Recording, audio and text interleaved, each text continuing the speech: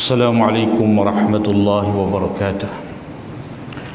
Bismillahirrahmanirrahim. Alhamdulillahi rabbil alamin.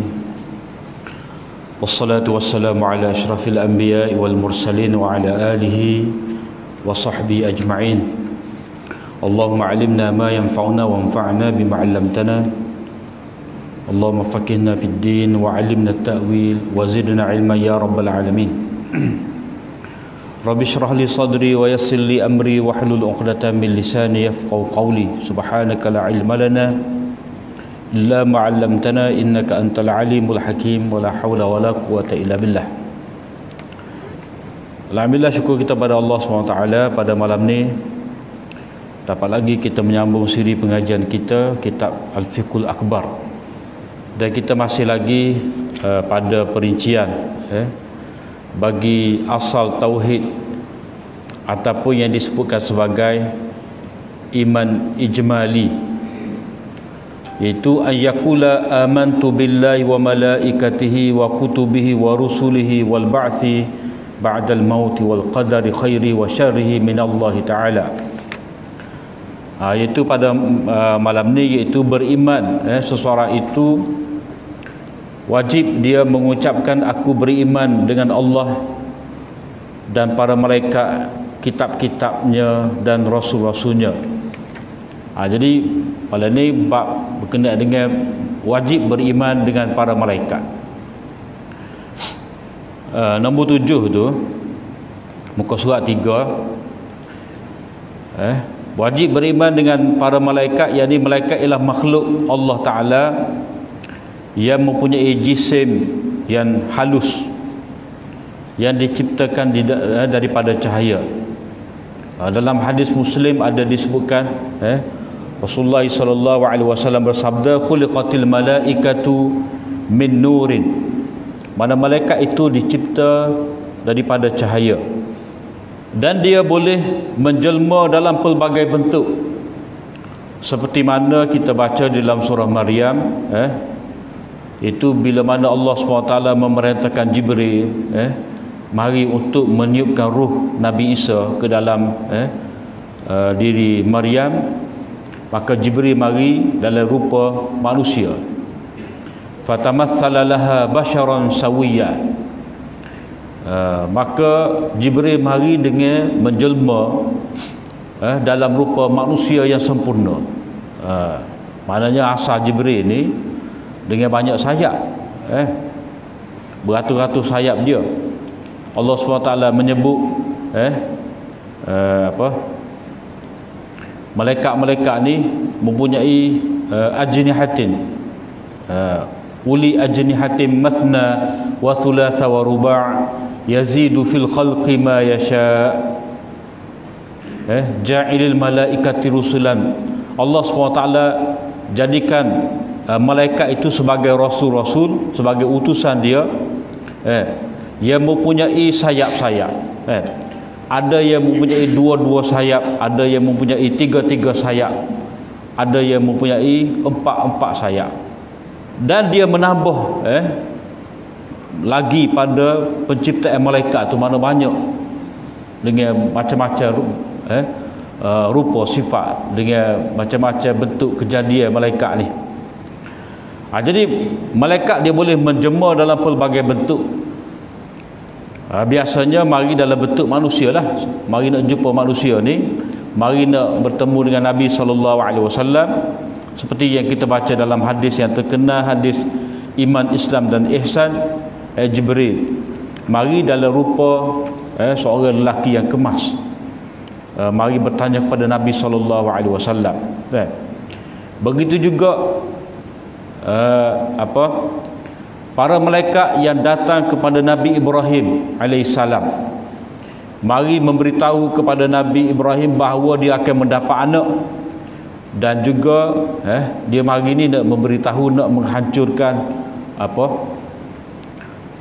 puak-puak Nabi Lut yang terlibat dengan seks luar tabi'i itu. Jadi mereka tu mari dalam rupa manusia. Bila mana dihidangkan kepada mereka tu Nabi Ibrahim sebelah anak lembu, anak lembu muda yang gemuk, mereka tak makan. Itu menunjukkan kepada kita bahawa malaikat dia tidak makan dan tidak minum. Mereka tidak bersifat dengan sifat-sifat manusia seperti makan, minum dan berkeluarga. Dia tak ada anak bini. Mana tidak juga disebutkan sebagai lelaki maupun perempuan. Tidak. Mereka diciptakan dengan fitrah ketaatan dan tidak melakukan maksiat. La yasbiqunahu bil qawli wa hum bi amrihi ya'malun.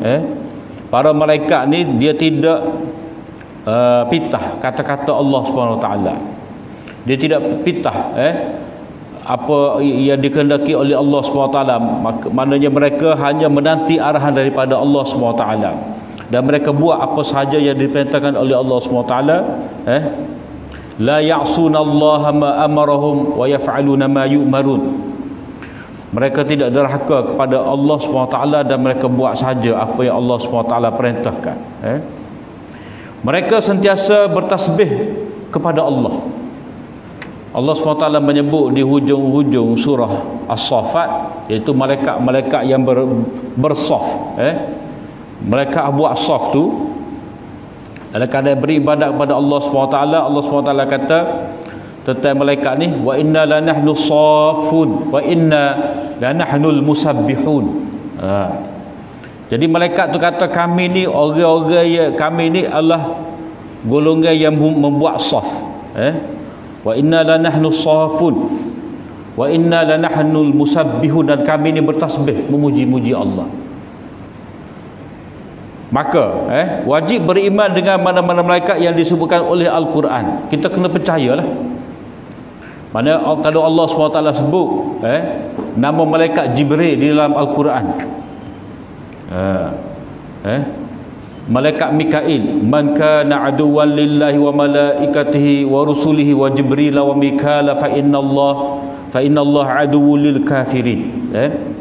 Sesiapa yang memusuhi Allah, man kana aduwwan lillah, sesiapa yang memusuhi Allah, malaikat-malaikat, rasul-rasulnya Jibril dan Mikail, maka Allah SWT adalah musuh orang-orang kafir. Maknanya kalau orang mengingkari adanya malaikat, tidak mahu beriman dengan malaikat, maka mereka itu adalah musuh Allah. Sebab Allah SWT sebut siapa-siapa yang bermusuh dengan Allah, sekali dengan bermusuh Allah tu disebutkan bermusuh dengan malaikat, bermusuh dengan Jibril, bermusuh dengan Mikail, maka mereka tu pada hakikatnya memusuhi Allah. Jadi wajib kita beriman dengan mana-mana malaikat yang disebutkan oleh Al-Quran dan hadis, dengan nama-nama atau dengan tugas-tugas mereka.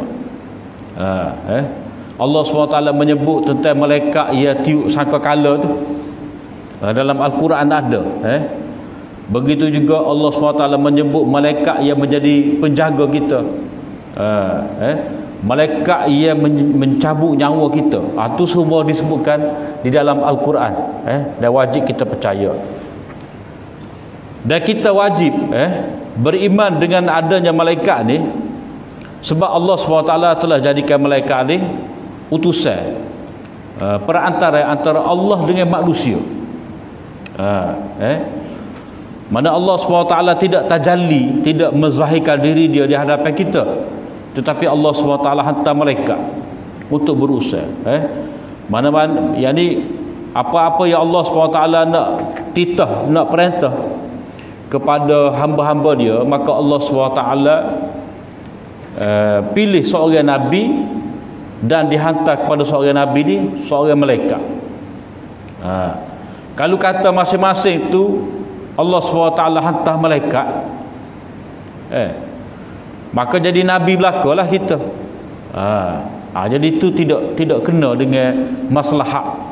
Dan kita pun buat lagu tu juga dari segi kalau kata kerajaan ataupun sultan, sultan dia tidak jumpa dengan setiap rakyat dia, tetapi dia lantik kerajaan, pemerintah dia tidak turun jumpa kita direct sendiri-sendiri, tapi dia lantik ada tok ngulu, kita kata. Jadi kena dia, begitulah cara dia. Jadi orang-orang kafir, orang-orang musyrikin dia minta supaya kita ni biar malaikat mari.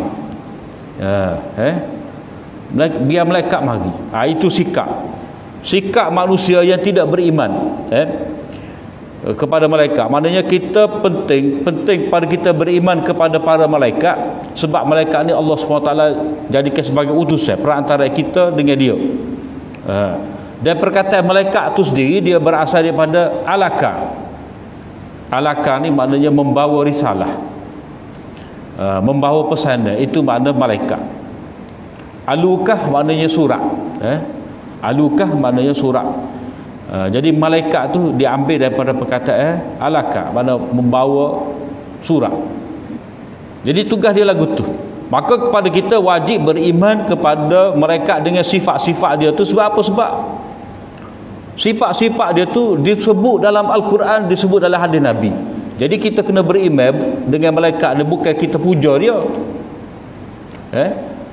Bukan kerana kita mesti beribadat kepada dia. Kita wajib beriman dengan malaikat ni sebab dia berkait dengan agama. Yang pertama sekali, malaikat-malaikat serta tugas-tugas mereka tu ada disebutkan dalam Al-Quran. Jadi cerita pasal malaikat ni sebahagian daripada kandungan Al-Quran. Jadi oleh kerana kita wajib beriman dengan Al-Quran, wajib beriman dengan Nabi SAW, maka apa-apa yang terkandung dalam Al-Quran, apa-apa yang terkandung dalam hadis Nabi SAW, kita kena terima lah. Dan di antara apa yang disebutkan itu adalah tentang malaikat. Disebut malaikat sebelum kitab-kitab dan rasul-rasul. Maknanya kalau kita baca hadis-hadis Nabi, begitu juga dalam kitab kita ni, kita wajib beriman dengan malaikat, kemudian kitab-kitab, kemudian rasul tu. Itu dari segi turutan logik. Maknanya kita mula-mula beriman dengan Allah. Jadi macam mana manusia dapat kenal Allah ni? Iaitu melalui wahyu, melalui wahyu Allah. Jadi wahyu Allah ni macam mana manusia dapat tahu? Yang ni melalui kitab. Dan siapa dia yang terima kitab mula-mula ni? Mana Nabi. Jadi Nabi tu mendapat kitab tu, dia terima melalui malaikat. Itu dia punya kaitan dia. Jadi untuk kita beriman dengan malaikat, untuk kita beriman dengan kitab Allah, kita kena tahu kebenaran pembawa kitab Allah tu, mana Nabi Muhammad. Jadi sama ada kita nak kenal siapakah rasul, dan kita nak tahu apakah yang dibawa oleh rasul, tidak dapat tidak, kita kena mengetahui melalui malaikat. Sebab itulah kita dituntut beriman dengan malaikat. Maksud beriman dengan malaikat ni bukan kita nak puja dia, tetapi malaikat tu makhluk yang Allah SWT ciptakan untuk menjadi orang tengah kita dengan dia.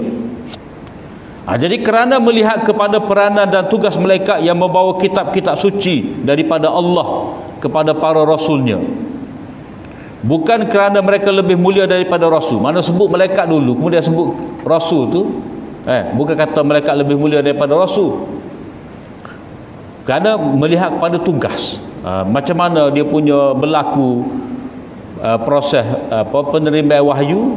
Jadi dia kena ada malaikat dululah. Itu dari segi tertib dia. Jadi sebut malaikat dulu sebelum daripada Nabi ni tidak bermakna malaikat tu lebih mulia daripada Nabi, tidak. Yang ni terpilihnya seorang Nabi sebagai Nabi apabila baginda didatangi malaikat pembawa wahyu. Itu kesimpulan dia. Jadi kita orang beriman wajib beriman dengan malaikat. Adanya malaikat itu seperti mana yang kita sebut tadi lah, orang tengah, utusan Allah. Cuma orang yang tidak beriman dengan malaikat ni, dia ada satu bab telajak, satu bab memang orang panggil tafrid. Dalam agama ni sama ada orang tu tak cara ataupun dia telajak lebih-lebih berdoa.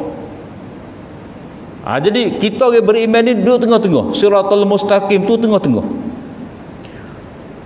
Yang ni orang-orang seperti orang Yahudi, ataupun kita ambil orang yang berat sekali, mana puak-puak etis, puak-puak dahri, Mereka tidak mempercayai kewujudan malaikat. Mereka tolak. Orang-orang etis ni, oleh kerana dia tidak ada agama, maka malaikat tu bagi dia tak ada lah. Dah Tuhan tak ada, apa perlu pada malaikat? Lagipun orang etis ni dia hanya percaya benda kau nampak depan dia. Kalau benda tu tidak dapat dibuktikan kewujudan dia, tak usah kecek lah.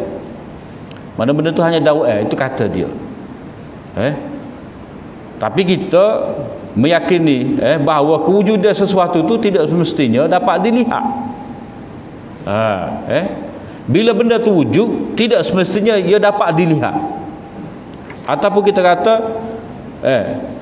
kewujudan satu benda tu tidak semestinya dapat dilihat oleh mata kasar kita. Dulu orang tak percaya ada kumel ke, ada benda-benda halus. Tapi oleh kerana ada alat sekarang ni, ada mikroskop, macam-macam benda, orang boleh percayalah sebab benda tu terbukti. Jadi malaikat ni ada, cuma kita tak nampak, tidak diperlihatkan kepada kita, dan tidak ada keperluan pun untuk kita lihat malaikat ni. Jadi satu golongan yang tolak malaikat. Yahudi pula dia pilih malaikat. Dia kata kita baik dengan malaikat Mikail, sebab malaikat Mikail ni bawa rahmat, bawa hujan. Dan kita memusuhi malaikat Jibril, sebab malaikat Jibril ni malaikat membawa azab, dan malaikat Jibril ni juga ia salah menghantar wahyu. Jadi sepatutnya, kata orang Yahudi, kita duk lama dah tunggu Rasul yang terakhir ni daripada kalangan Bani Israel, tiba-tiba mari di kalangan Bani Ismail, mari dari kalangan orang Arab. Jadi itu maknanya kata dia Jibril salah. Jibril salah. Sebab itulah mereka memusuhi Jibril. Orang-orang Yahudi memusuhi Jibril, tapi dia terima malaikat Mikail. Itu satu puak. Satu puak lagi musyriki. Satu puak musyriki ni mereka lebih-lebih dalam mempercayai malaikat sehingga mereka menyembah malaikat.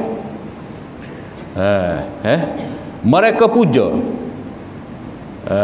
puja malaikat dengan mengatakan bahawa malaikat ni anak-anak perempuan Tuhan. Anak Tuhan dah tu, pula tu anak tino.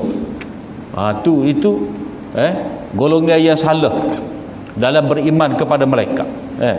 Satu golongan yang menafikan malaikat, satu golongan pilih-pilih malaikat, satu golongan ni pula akad malaikat tu menjadi Tuhan, anggap sebagai anak Tuhan.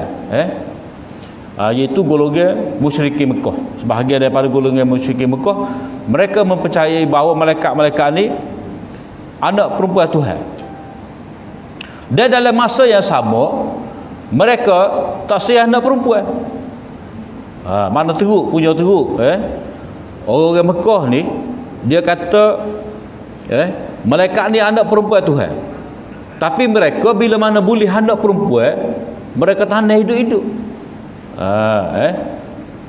Wa idza busyira ahaduhum bima daraba lirrahmani mathala dhalla wajhuhu muswadda wa huwa kazim. Bila mana diberitahu berita gembira mereka tu mendapat anak dengan dapat anak perempuan, yang mana anak perempuan ni mereka menganggap sebagai mereka buat perumpamaan bahawa inilah anak perempuan Tuhan. Bila mana mereka diberitahu mendapat anak perempuan, kita lega wajah mereka. Kita dalam keadaan tahan marah, nak marah. Marah ke bining, marah ke gapo dak. Itu maknanya satu sikap yang teruk sangatlah. Dalam keadaan mereka tak suka kepada anak perempuan, tiba-tiba mereka angkat anak perempuan ni jadi anak mereka angkat malaikat. Mereka menganggap malaikat ni anak perempuan Allah. Allah Ta'ala kata asyahidu khalqahum. Mu tengok ke, Allah Ta'ala kata kepada musyrikin Mekah, mu tengok ke tidak masa malaikat tu diciptakan, satu kitabu syahadatuhum, kita akan tulis penyaksian kamu tu. Kalau kamu tengok, kita akan nak catat. Kita nak catat. Maknanya masa mana mereka tengok malaikat tu beranak masa mana. Padahal malaikat ni ada sebelum daripada kita lagi. Allah SWT menyebut kepada mereka, wa idh qala rabbuka lil malaikati inni ja'ilun fil ardi khalifah.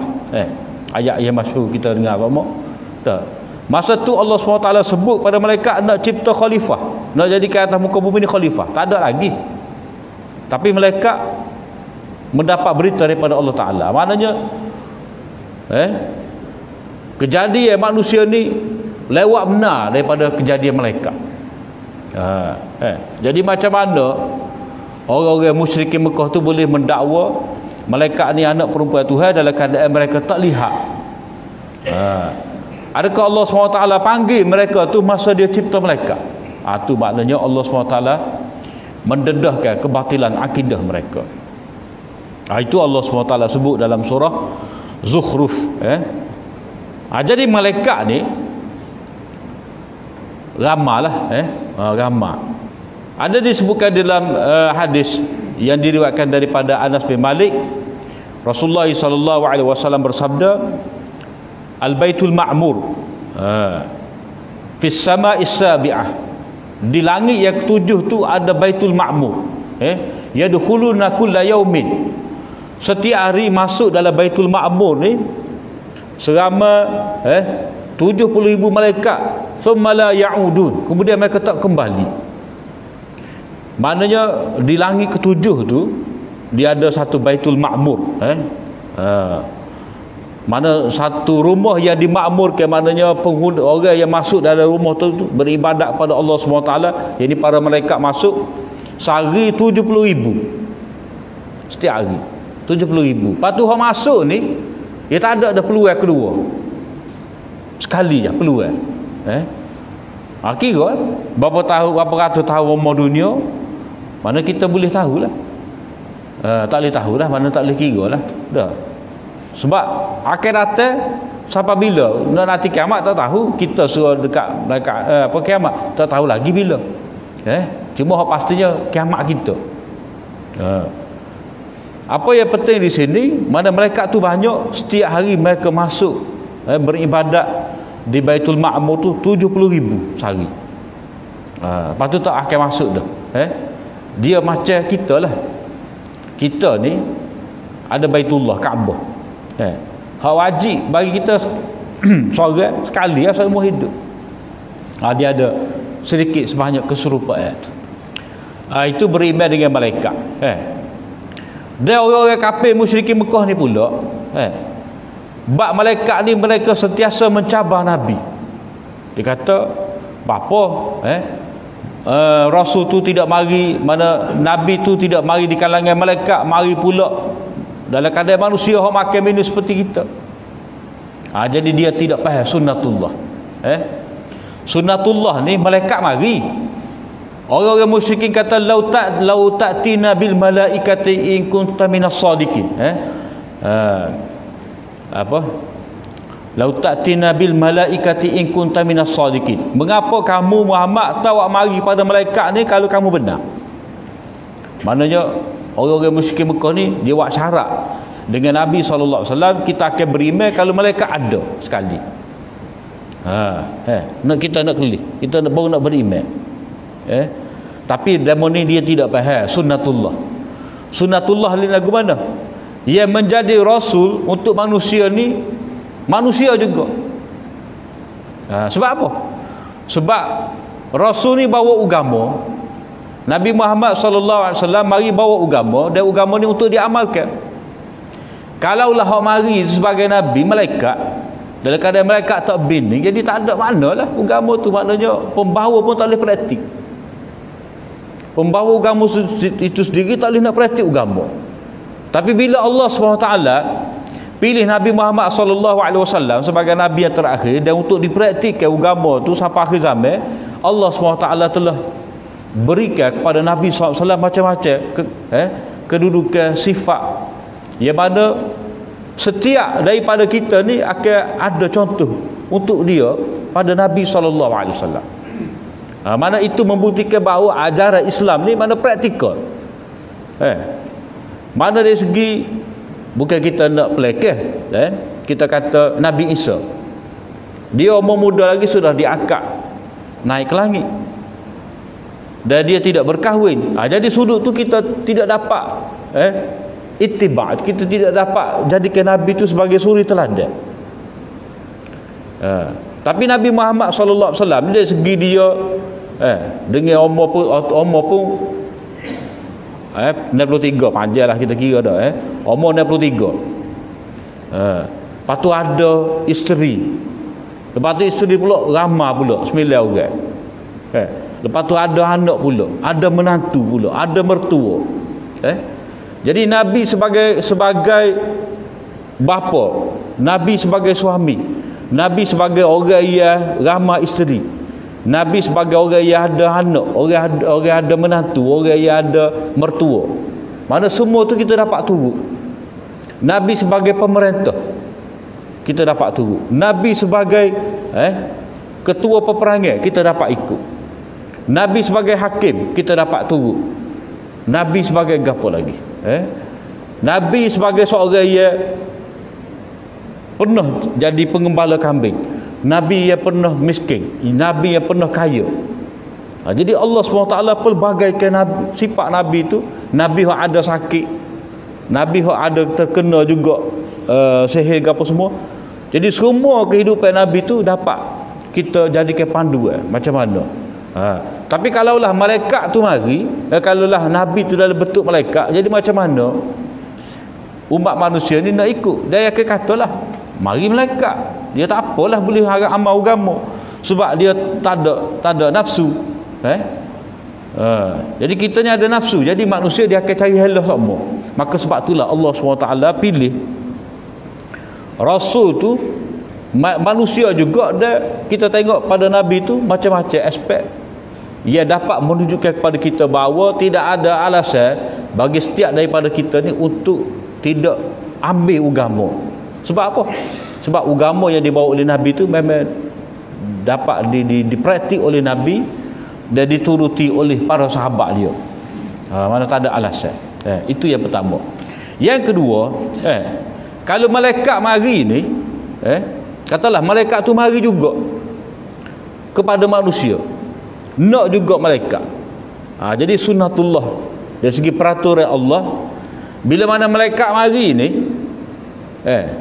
dia kira habis dah kerja, selesai dah tugas Nabi. Yang ni dalam sejarah umat-umat terdahulu, bila mana malaikat mari ni, dia tak ada dah malaikat. Kerjaan dia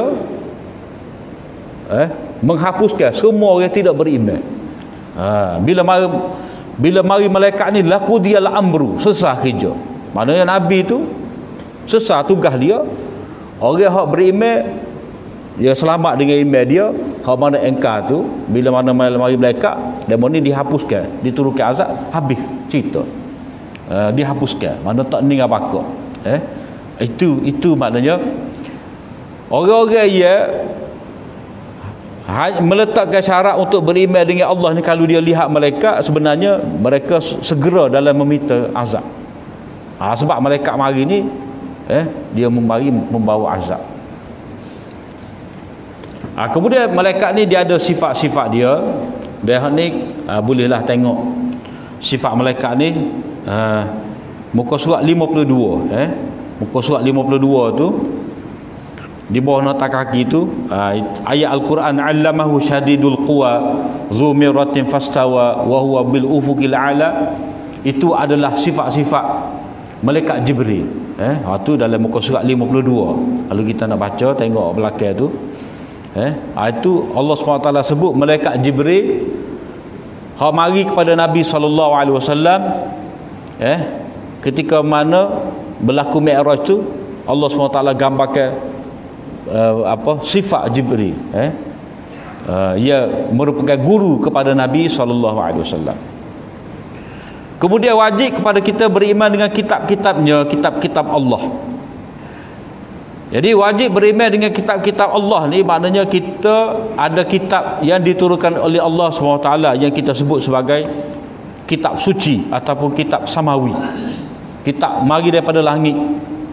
Maknanya kitab ni, mana kitab yang dibacakan oleh para nabi ni, itu adalah wahyu daripada Allah, bukan hasil daripada tulisan karangan nabi tu.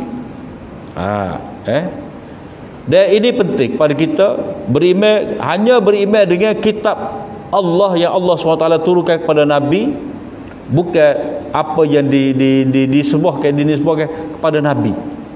Maknanya kalau umat dulu dia katalah kitab Taurat. Berapa peratus sebenarnya kitab Taurat tu kalam Allah? Berapa peratus kalam Nabi? Berapa peratus kalam pengikut-pengikut? Tu apa? Penting kita beriman dengan kitab ni, kitab-kitab mana Allah SWT menurunkan kitab kepada setiap Nabi dia sebagai kalam dan wahyunya, bukan kalam manusia.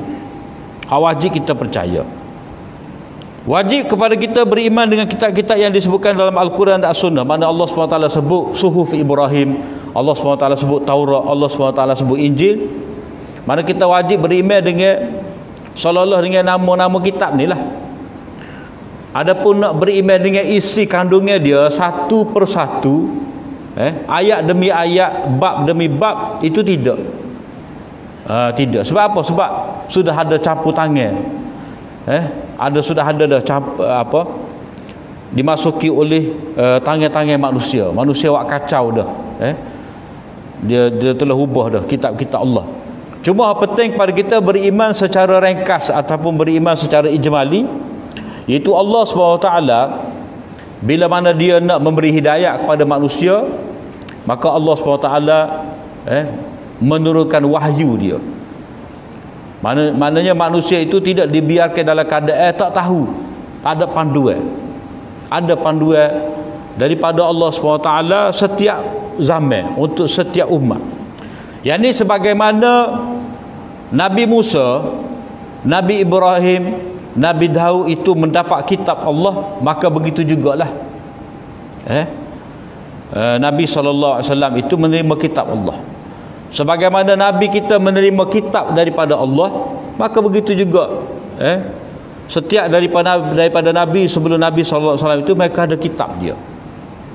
Yang mana setiap daripada kitab-kitab ni, perkara yang dibawa adalah perkara yang akidah yang sama. Kalau kata ajaran tauhid belaka, serupa, tak ada beza. Iman ini menuntut kita supaya beriman dengan kandungan kitab-kitab yang diturunkan Allah dan bertindak mengikut tuntutan kitab. Mana dengan kata kitab hidayah ni, maknanya ini menuntut kita bertindak mengikut kehendak Allah. Maknanya macam mana kita nak tahu kehendak Allah, macam mana kita nak tahu peraturan Allah, maka kena tengok dalam kitab. Dan penurunan kitab ni sebagai Allah SWT menunaikan janji dia. Janji macam mana? Itu setelah daripada Nabi Adam dah buat kesalahan dan dia bertaubat, dan dia telah diperintahkan untuk turun ke muka bumi. Allah Ta'ala kata, fa imma ya'tiyannakum minni huda. Bila mana datang daripada aku ni petunjuk, famanittaba'a hudaya fala khaufun 'alaihim wala hum yahzanun. Maka siapa-siapa yang ikut hidayah aku, dia tidak akan sesak, dia tidak akan sedih, dan dia tidak akan takut, dan dia tidak akan sedih. Maknanya penurunan kitab-kitab ni bererti pada hakikatnya kita beriman dengan janji Allah. Fa imma ya'tiyannakum minni huda. Bila mana mari hidayah daripada aku. Jadi sekarang ni Allah Ta'ala telah pilih seorang Nabi, dan Nabi itu diberikan wahyu, panduan, hidayah. Maka dengan pemilihan Nabi, dengan penurunan wahyu, itu bererti Allah mengotakan janji dia. Jadi kita wajib beriman dengan adanya kitab-kitab Allah ni. Pada hakikatnya kita beriman dengan janji Allah. Jadi janji Allah untuk manusia hidup dengan ada panduan kitab Allah. Janji Allah untuk manusia mendapat hidayah dengan kitab Allah. Janji Allah pada manusia untuk manusia dapat nikmat yang abadi di akhirat, itu pun melalui kitab Allah. Innallaha la yukhliful mi'ad. Dan kita beriman, kita percaya dengan Allah Ta'ala bersifat dengan sifat innallaha la yukhliful mi'ad. Allah SWT tidak memukiri janji. Jadi di sini kita dapat buat kesimpulan bahawa Beriman dengan Allah, dia hanya sempurna bila mana kita beriman dengan malaikat, dengan beriman dengan dengan kitab-kitab, dan nanti kita akan sebut para rasul. Beriman dengan para malaikat ni, ini berarti adanya malaikat ni sebagai, kita kata, makhluk yang membuktikan maknanya mereka ni turut sama mentauhidkan Allah. Kita baca syahidallahu annahu la ilaha illa wal malaikatu wa ulul ilmi qaiman bil qist. Mana para malaikat ni dia bersaksi juga keesaan Allah SWT. Jadi kalau kita tidak mengakui keesaan Allah SWT, maka kita bukanlah orang yang disukai oleh Allah SWT. Kita tidak akan disukai oleh malaikat. Bila mana kita beriman dengan Allah, kita dituntut juga beriman dengan malaikat ni, sebab malaikat ni dalam kehidupan kita ni dia banyak peranan dia. Kita hanya ingat kita ni ada musuh, yakni iblis, syaitan. Dia kacau kita, goda kita, suruh kita buat kejahatan. Kita ingat itu je. Sedangkan Allah SWT Maha Adil. Manusia ni walaupun dia ada syaitan, jin yang mengganggu dia, membisikkan kejahatan, waswas kepada dia, manusia ni juga ada malaikat yang mari mendoakan untuk dia, memberi ilham yang baik pada dia. Malaikat yang menunjukkan jalan-jalan yang baik untuk dia, malaikat yang menjaga dia. Malaikat yang jaga kita. Wa yursila alaikum hafazah. Allah SWT hantar kepada manusia ni malaikat yang menjadi penjaga kita. Penjaga ni antaranya lah kita boleh sebut, kadang-kadang kalau ikut hukum sebab musabab, kita accident dah. Tapi Allah SWT hantar malaikat untuk menyelamatkan kita. Macam kita kadang-kadang lah ada, kita kata kalau ikut sipir gak, ikut adat gak, mati dah. Tapi tak mati. Kadang-kadang budak jatuh nyala dah. Duk celah pasu.